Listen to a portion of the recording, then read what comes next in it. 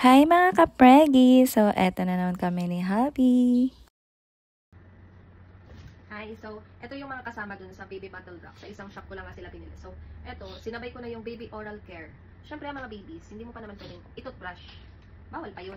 Very sensitive ang gums niyan at ang tongue. So, sa baby, pwede na yung cotton. Ito, mabibili nyo siya dun sa ilalagay kong link. Isahan ng store siya, guys. So, makakatipid kaya. Baby Oral Tongue Cleaner. Ang gamit naman nito is to prevent the build-up of milk. Kasi syempre, dede lang ng dede ang baby. So, probably, magkakaroon siya dyan ng milk residue. Ano ba tawag? Yung mga, residue. Sa tongue niya. Hindi naman kayang alhin yan. Tayo malalaki, may tongue na, pwede nating i-clean ang tongue through teeth. Sila wala pa. So, tayo ang gagawa niyan para sa kanila.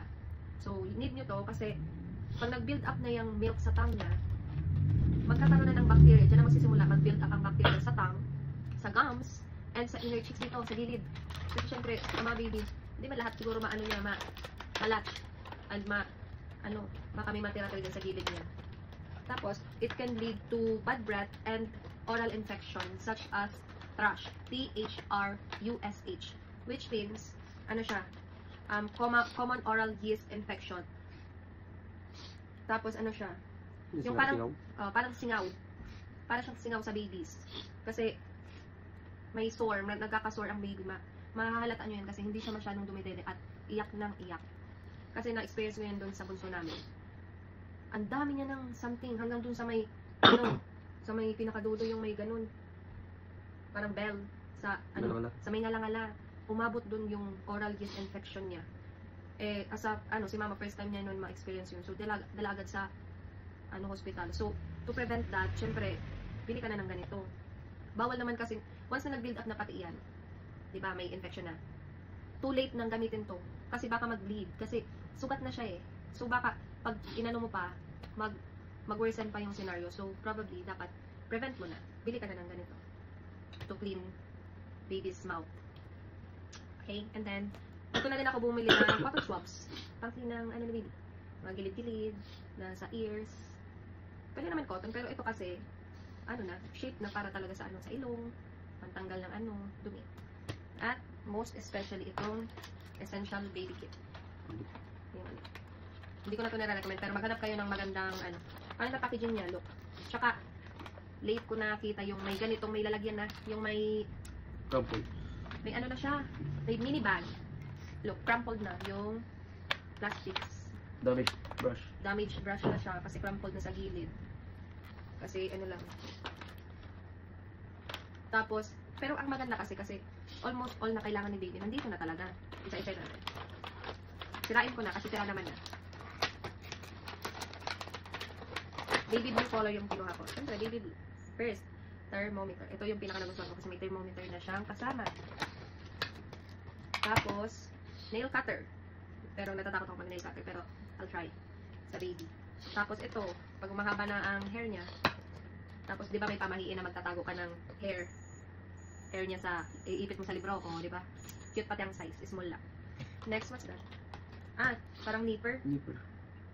Kunyari, may nakita kang maduming something dito na di mo makuha kasi ang liit pa ng butas ng ilong ni baby. Nipper, gamitin mo. Plastic lang siya, hindi metal kasi mahirap na.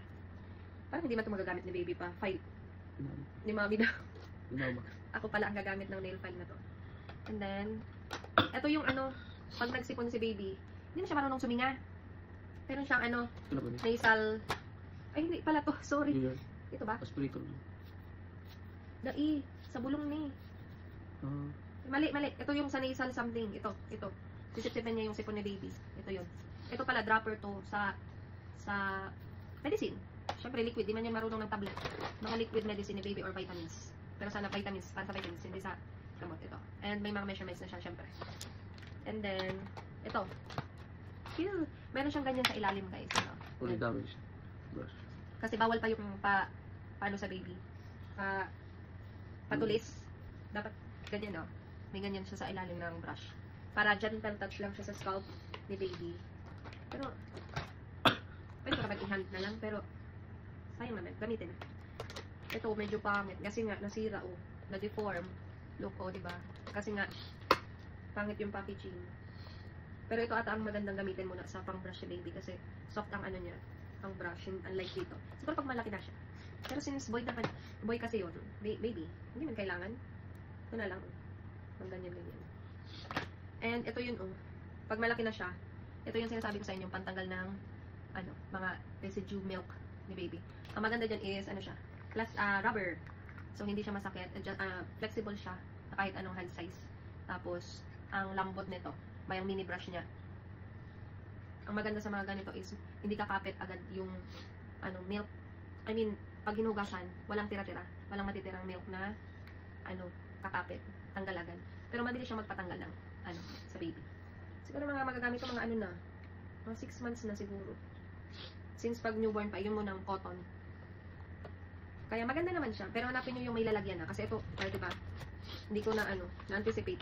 Almost, siguro ilang weeks na bago ko nakita na meron palang mabibiling ganito na may, na siya, container. Yung parang mini bag. Ang cute. Hanapin nyo yun. Pero since kasi, inisip ko, ito na yung perfect store na nakabili ako ng, mga baby essentials. Na isahan lang. Ay, meron pa. May kasama pa siya. Yung mga baby towels. Next video ko na lang. That's all.